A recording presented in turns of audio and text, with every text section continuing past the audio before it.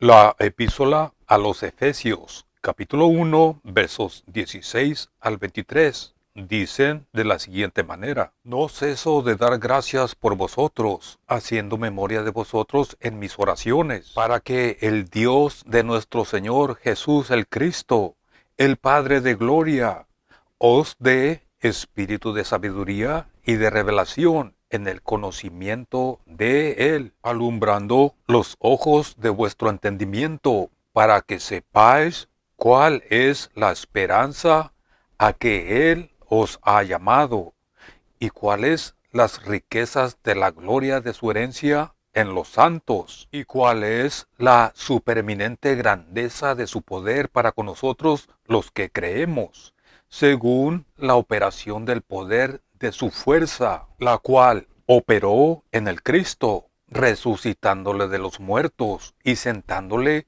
a su diestra en los lugares celestiales, sobre todo principado y autoridad y poder y señorío, y sobre todo nombre que se nombra no solo en este siglo, sino también en el venidero, y sometió todas las cosas bajo sus pies, y lo dio por cabeza sobre todas las cosas a la iglesia, la cual es su cuerpo, la plenitud de aquel que todo lo llena en todo.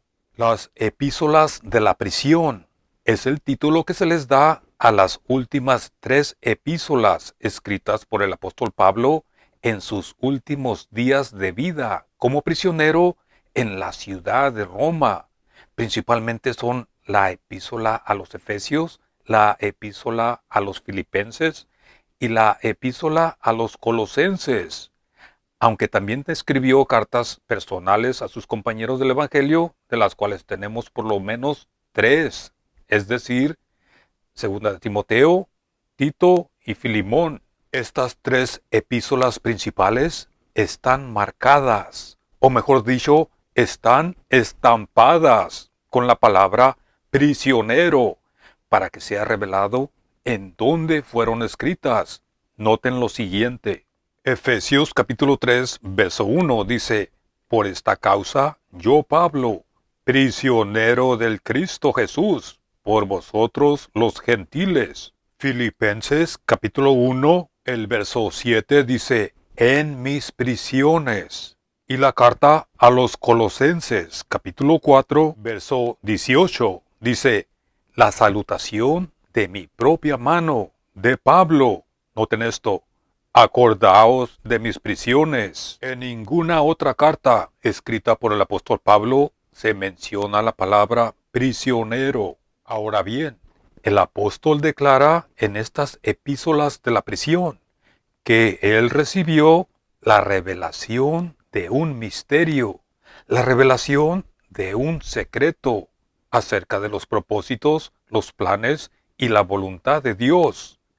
Y lo que fue revelado fue algo nuevo, fue algo que nunca antes había sido revelado. Ahora, este misterio contiene varios temas importantísimos que debemos considerar. Uno de esos temas que vamos a estar enfocando en esta enseñanza es la nueva, escuchen esto, la nueva esperanza de nuestro llamado, según la revelación del misterio. Y digo, una esperanza nueva que fue revelada en contraste a la esperanza de la nación de Israel, la esperanza de los judíos. Esta esperanza nueva comenzó en una era nueva, una administración nueva, que comenzó cuando la nación de Israel, por causa de su ceguedad espiritual y dureza de corazón, entró temporalmente en Hechos capítulo 28, versos 25 al 29. El pueblo de Israel entraron a un periodo de tiempo llamado proféticamente por el profeta Oseas, capítulo 1, verso 9. Lo a mí, que significa no son mi pueblo.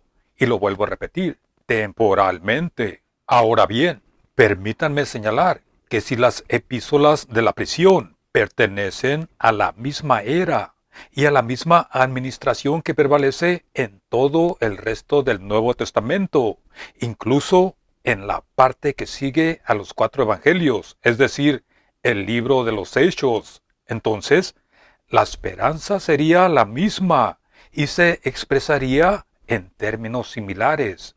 Tendría su cumplimiento en el mismo tiempo, en circunstancias similares, y la misma esfera, en el mismo campo, y no hubiera ningún misterio acerca de nuestra búsqueda. Pero escudriñemos y veamos si estas cosas realmente son así.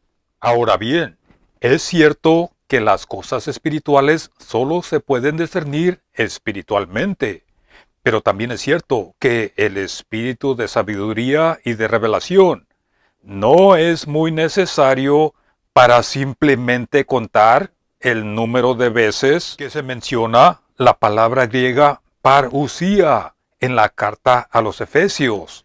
Parusía, que significa el regreso personal del Cristo en la tierra. Ni tampoco es muy necesario para simplemente determinar si se dice o no en la carta a los Efesios que la voz del arcángel despertará a los miembros del un solo cuerpo. Pero volvamos a la carta a los Efesios, capítulo 1, versos 17 en adelante, en donde tenemos la maravillosa oración documentada por el apóstol Pablo.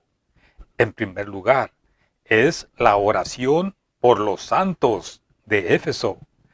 Y el apóstol ora por nada menos que el espíritu de sabiduría y de revelación en el conocimiento, o mejor dicho, en el reconocimiento de Él, ya sea de Él, el Cristo, o de Él refiriéndose al misterio, o de ambos, porque el misterio y el Cristo no se pueden separar. Pues noten lo que dice en Colosenses capítulo 2, verso 2.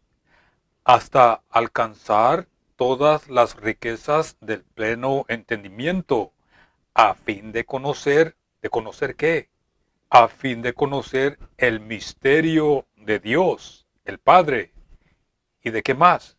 Y del Cristo. Ahora, volviendo a Efesios capítulo 1, verso 18.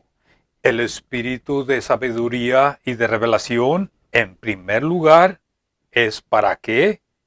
Para que sepáis, para que sepan cuál es la esperanza de su llamado. Ahora bien, si esta esperanza ya había sido expuesta anteriormente, antes que hubiera aparecido aquí en Efesios, en otras palabras, si el apóstol ya había expuesto esta esperanza en sus primeras epístolas y en su primer ministerio público antes de ser prisionero, entonces, ¿cuál es la razón para que el apóstol detenga su enseñanza en el capítulo 1, verso 16 y comience a orar por espíritu de sabiduría y de revelación? ¿Qué creen ustedes acerca de esto? Me gustaría leer sus opiniones y sus comentarios. Y si les está gustando esta enseñanza, denle la señal de aprobación. Continuemos. Ahora, esta oración especial del apóstol Pablo incluye 3 temas, de los cuales 2 claramente son nuevos, en acuerdo con la revelación del misterio, y se encuentran en los versos 18 al 21 del capítulo 1 de Efesios. Noten cómo dice: alumbrando los ojos de vuestro entendimiento, para que sepáis cuál es la esperanza a que Él os ha llamado, y cuál es la riqueza de la gloria de su herencia en los santos, y cuál es la supereminente grandeza de su poder para con nosotros, los que creemos, según la operación del poder de su fuerza, la cual operó en el Cristo, resucitándole de los muertos y sentándole a su diestra en los lugares celestiales, sobre todo. ¿Notaron eso? Ahora, la esperanza de su llamado forma una de las 7 características de la unidad del Espíritu dada en Efesios capítulo 4. Y en el verso 4, eso es Efesios capítulo 4, verso 4, se llama la una esperanza de vuestro llamado. Miren en sus pantallas para que no se equivoquen.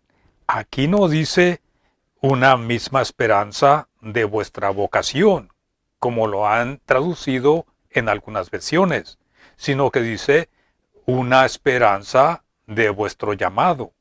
Esta una esperanza no puede separarse del un cuerpo, ni tampoco del un espíritu, porque están unidos por las palabras que dicen como también fueron llamados en una esperanza de vuestro llamamiento. Enseguida debemos de notar que en la carta a los Efesios, en realidad no se menciona la segunda venida del Cristo, pero se nos dan dos declaraciones que señalan hacia el fin, y debemos considerar la evidencia que proporcionan.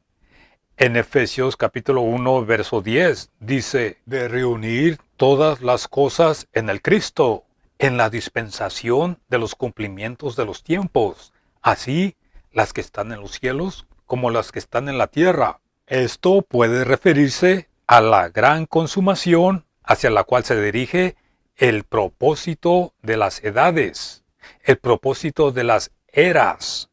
Pero si esto es así, nada se dice aquí en cuanto a la segunda venida del Cristo del cielo a la tierra. Pero permítanme señalar, ya que estamos aquí en el capítulo 1, en el verso 12 dice, a fin de que seamos para alabanza de su gloria, nosotros los que primeramente esperábamos en el Cristo. La palabra primeramente esperábamos en el original es la palabra proelpizo, y su significado literal es preesperado, aunque no exista tal palabra en el español.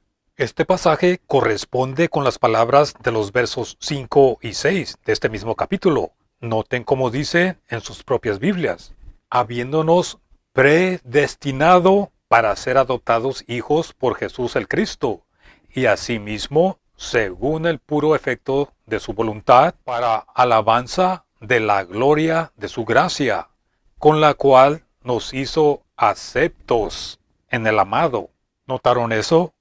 Y estas palabras, nos hizo aceptos, es la palabra original, carito, que significa otorgar gracia, es decir, investir con honor especial. Y en el Evangelio de Lucas, en el capítulo 1, verso 28, esta palabra fue traducida como muy favorecida cuando el ángel vino a anunciar a María el nacimiento del Cristo. Entonces, en Efesios capítulo 1, verso 6, en realidad dice, para alabanza de la gloria de su gracia, con la cual nos hizo muy favorecidos, con la cual nos hizo grandemente favorecidos en el amado, o sea, en el Cristo. Ahora noten en el verso 5, pre, en composición indica lugar, tiempo, o noten esto, preferencia. Ejemplos de este significado se encuentran en la carta a los Romanos. En el capítulo 3, verso 9 dice, ¿qué pues?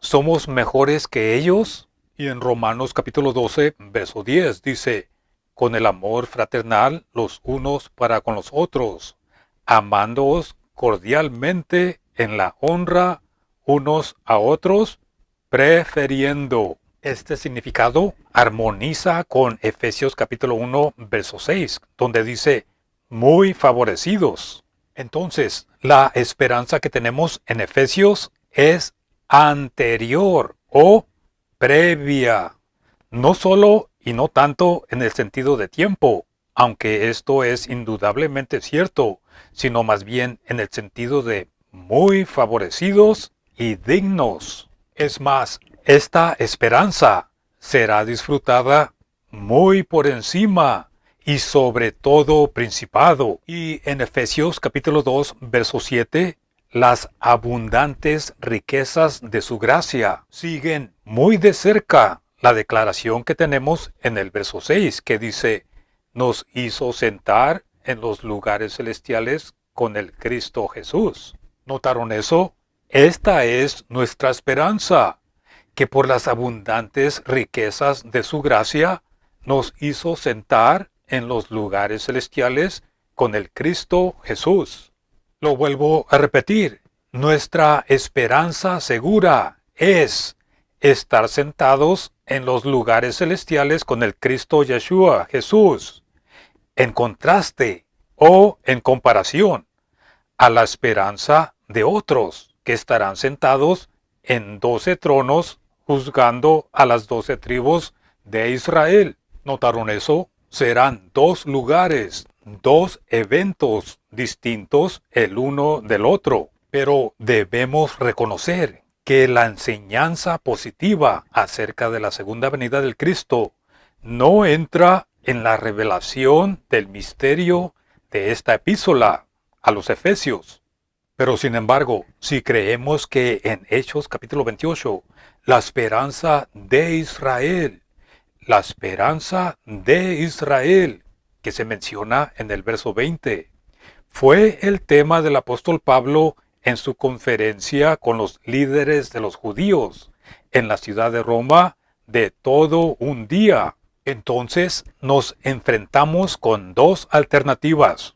Una, o creemos que la esperanza acerca de la cual oró tan profundamente el apóstol en Efesios capítulo 1 era una esperanza muy bien conocida por todos los que estaban familiarizados con los pasajes del Antiguo Testamento. O la segunda alternativa es, escuchen esto, debemos creer que con la revelación del misterio se dio a conocer una esperanza nueva. Nos vamos a detener aquí para que consideren los pasajes que hemos visto y lo que se ha dicho.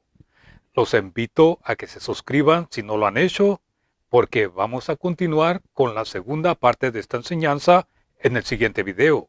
Gracias por todo su soporte y que Dios los bendiga.